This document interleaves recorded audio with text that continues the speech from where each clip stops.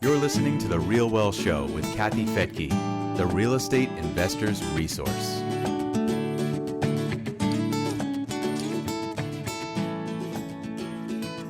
I'm honored to introduce our guest today, an active U.S. Navy SEAL officer who has spent the majority of his 10-year career managing small units in dynamic, multifaceted, and adverse environments with large-scale effects.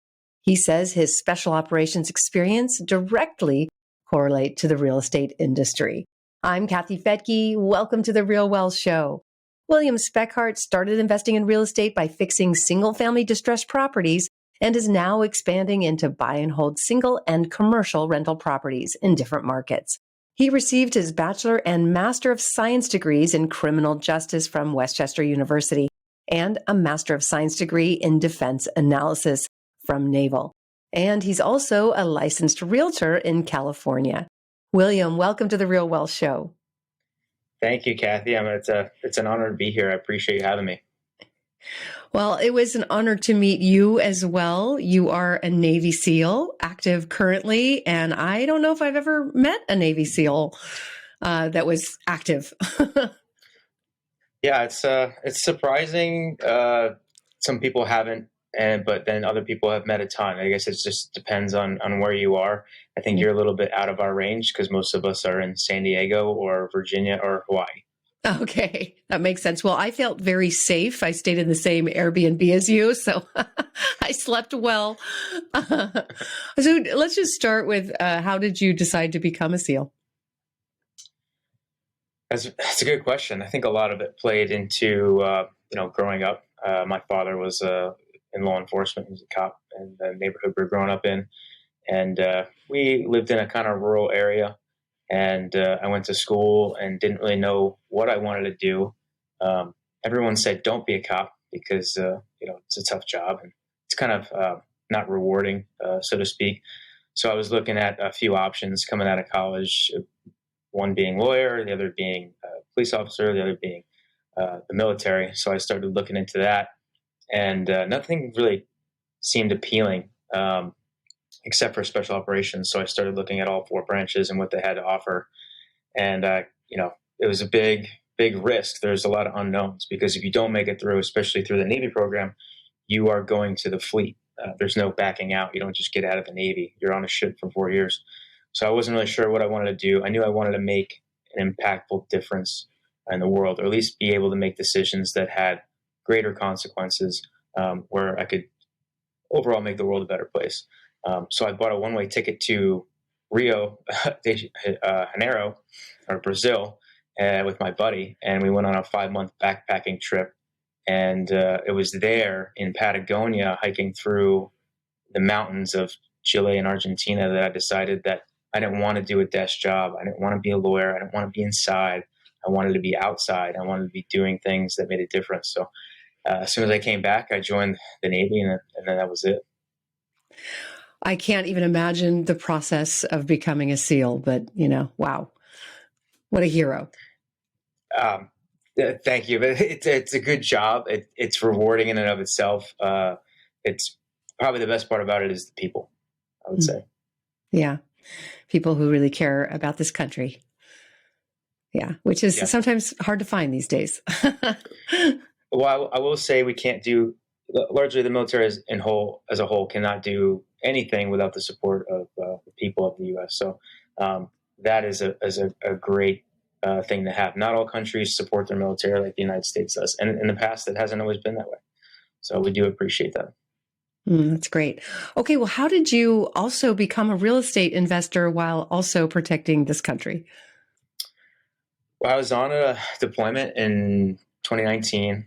We were in Iraq, and it was towards the tail end. And usually at the end of the deployment, you start to look at turnover and start preparing the next team coming out. So things die down, like operations and stuff. You slow them down for good reason. Guys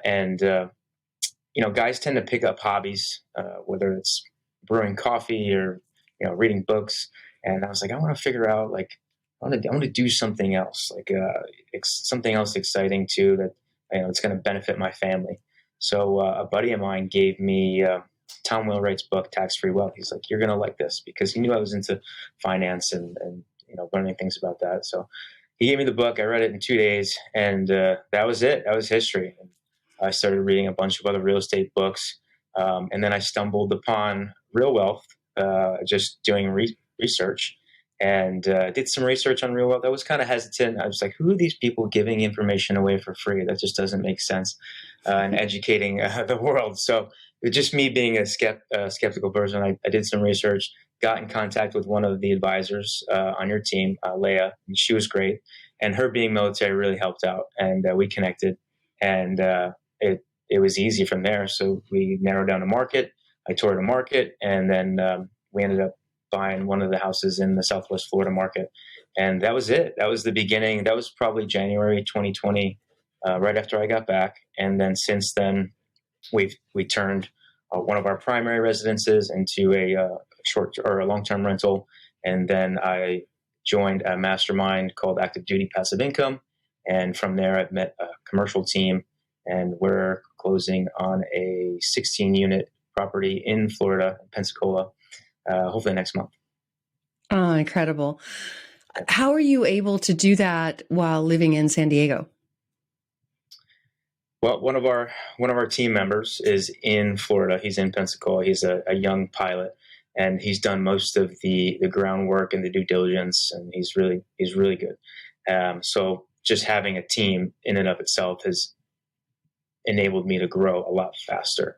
And that's something I didn't realize. I kind of wanted to do everything myself, and it was slow. Everything was slow, especially because we have 2 kids recently and 2 dogs, and we're trying to fix up our own house. So it tends to bog down. So having team members, even though they have their own lives, just the exponential growth is there.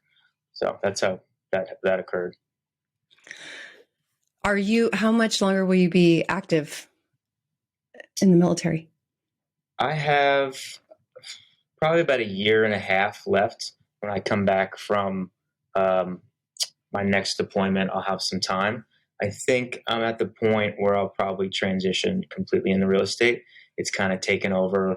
It's not a hobby. It's a business, but it's fun. It's exciting. The people are great.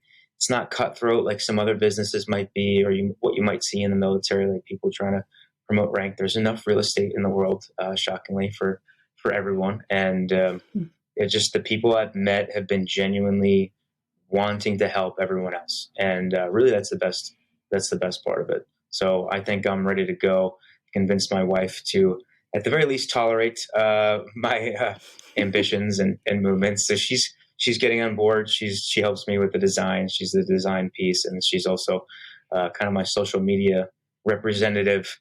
So she helps me with that as well. And you plan to be full-time in real estate? Yes, I would say this time next year, full-time. I'll likely have to get another W-2 job, but I would like to get that in somewhere in real estate, just to keep me going until I can get that passive income to support our expenses. How much does the military help you with that in terms of retirement? Retirement or transition from, I guess both. From the military. Yeah, I mean, does that supplement your passive income once you leave? If you leave before 20, then you don't get any retirement. So you have to do 20 years in order to get a pension. Now, that pension is 50% of your income or your base pay. Now, what a lot of people don't understand is that your base pay is generally around 50% of your actual pay.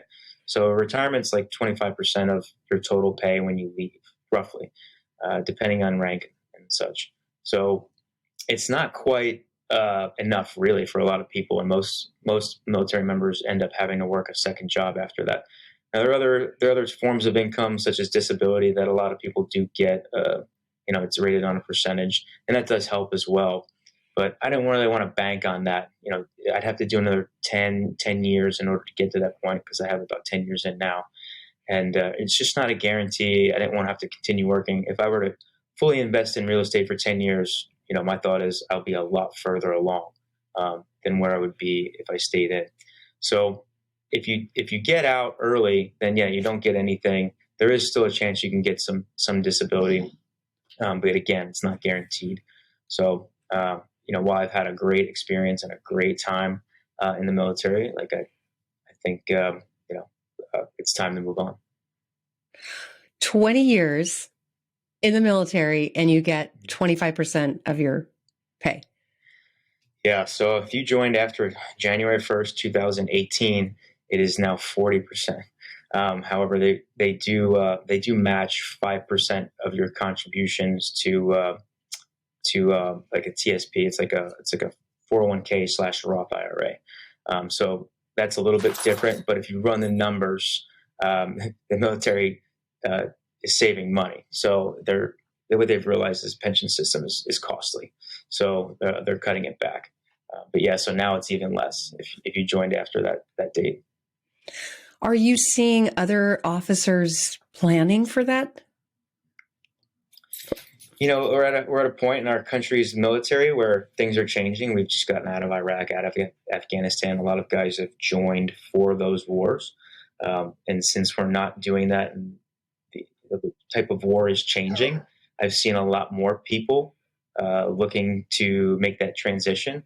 However, on the whole, I would say about 50% of officers tend to go full 20 years towards retirement, and about 17% of enlisted will do 20 years, which is not a lot when you think about it, in terms of how many people are in the military, which is about, I would say, 1 million. So how are they? I mean, what are you seeing people doing to prepare for that inevitable day when they'll need a retirement? It depends on the guy or girl. I've talked to plenty of people in my platoon and my troop, and some of them are really well prepared, probably some more so than me or a lot of other people. And then some are just like, hey man, I have $100,000 in the bank. What do I do with it? Mm-hmm. Well, we have a lot of things we can do with that.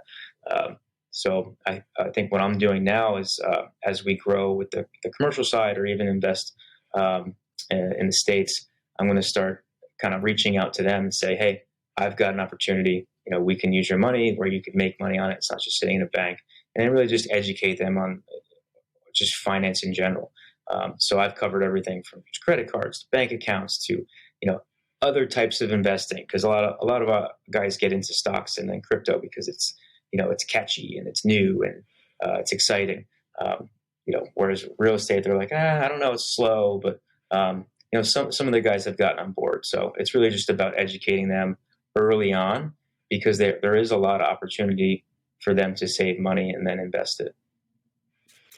So you said that the first book you read, Tax-Free Wealth, really enlightened you. What was the outstanding, bullet points that opened your mind? It was the tax advantages in real estate, because being in the military on deployment, I don't have to pay federal taxes, and then I don't have to claim a certain state. I can claim a state that it benefits the military. So right now I pay taxes, quote unquote, in Florida. But when I get out of the military, I'm going to have to pay, federal and state taxes.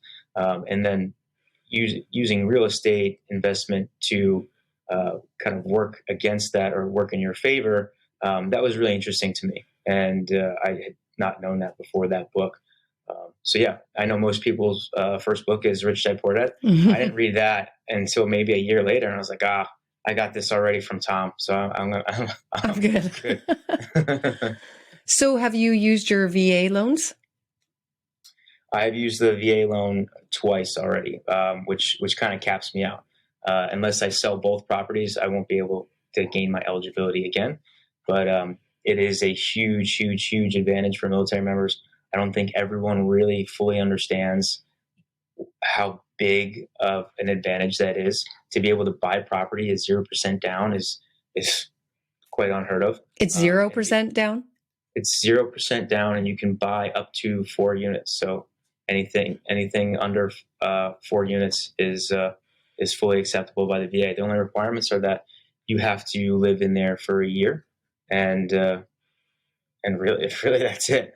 They cover 25%, so that avoids you from having to pay any mortgage insurance.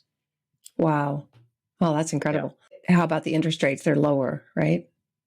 It's about, what I see is usually about a half point lower than a conventional rate. Okay. So for instance, when we saw interest rates down to like 2.85 or even as low as 2.5, when I got to 2.5, it was only VA loan rates were 2.25. I don't think they could they could go any lower. But generally they're about a half point lower, which is just great. So what I did with the first property is when we were moving back, we were in Monterey for a little while. We were moving back, we did a cash out refi into a lower rate, and then we were able to buy our next home.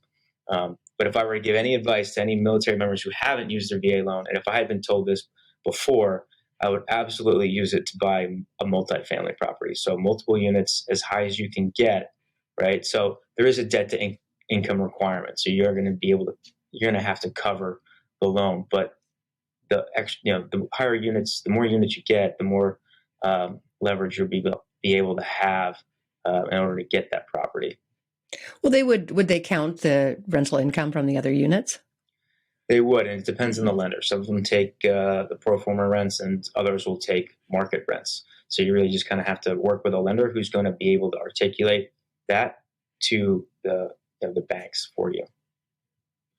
So I imagine you have had a very disciplined life over the last 10 years being in the military.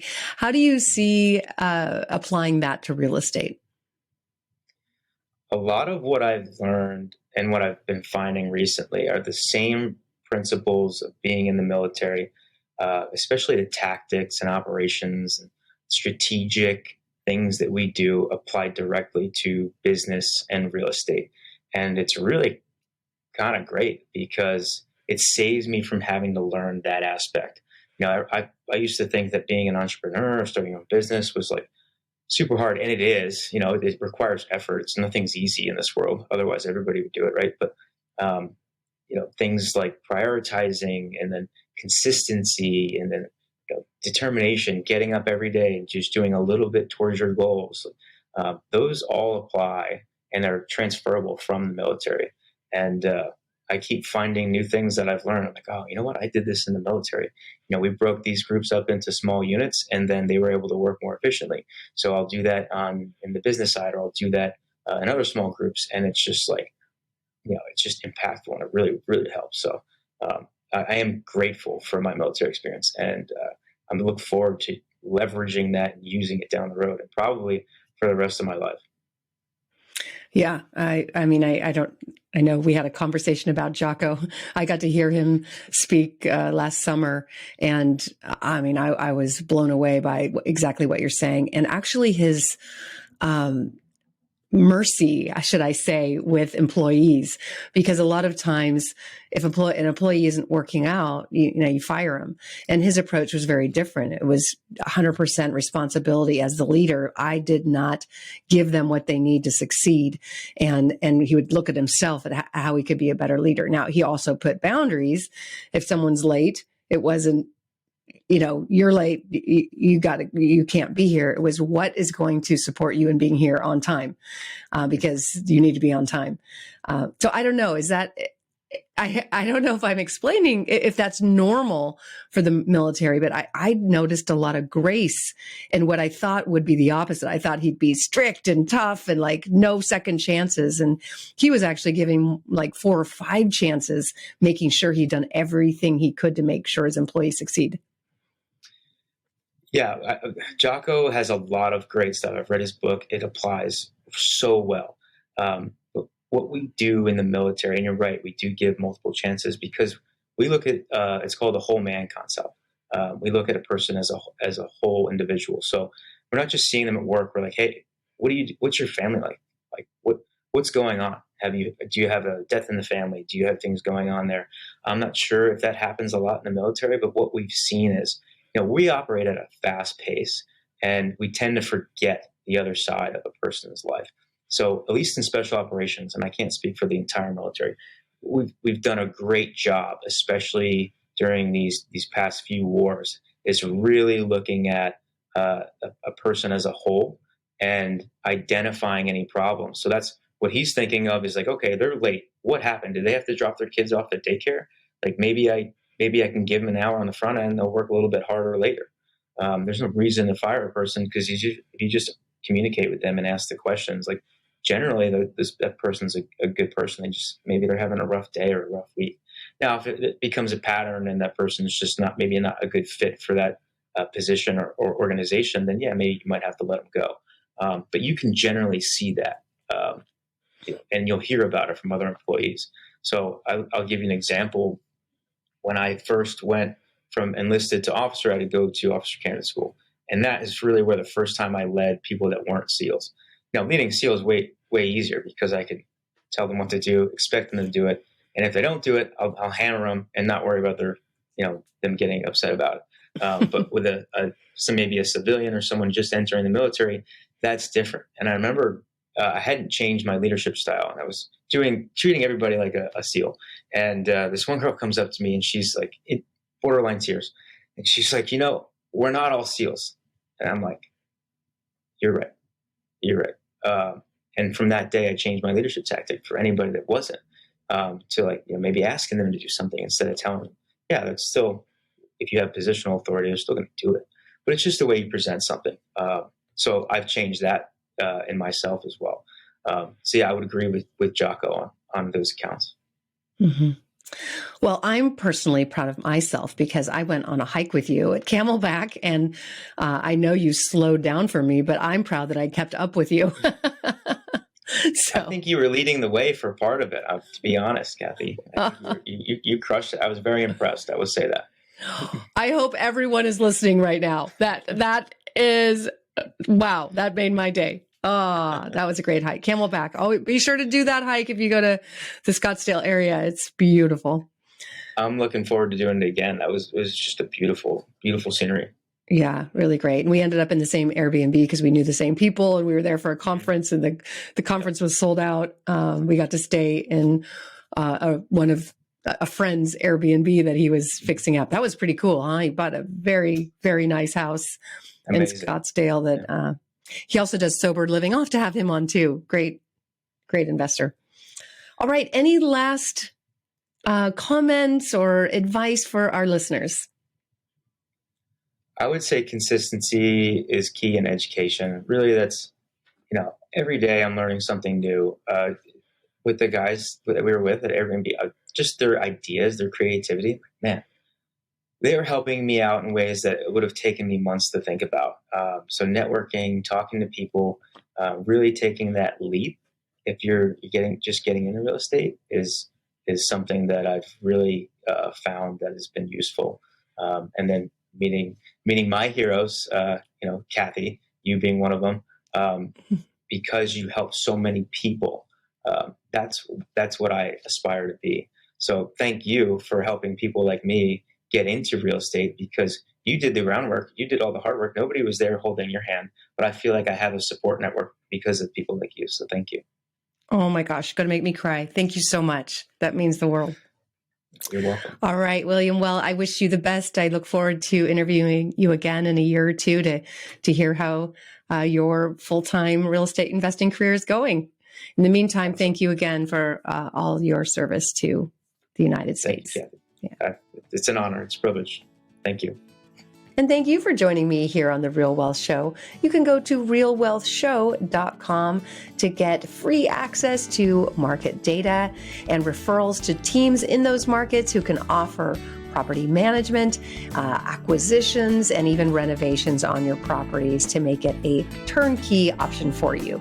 This is great for anyone who's busy or just simply doesn't live in the area where they want to invest. Again, that's realwealthshow.com. I'm Kathy Fettke. We'll see you next time.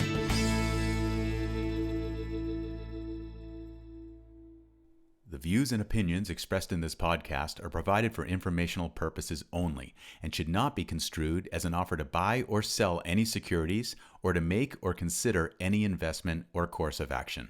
For more information, go to realwealthshow.com.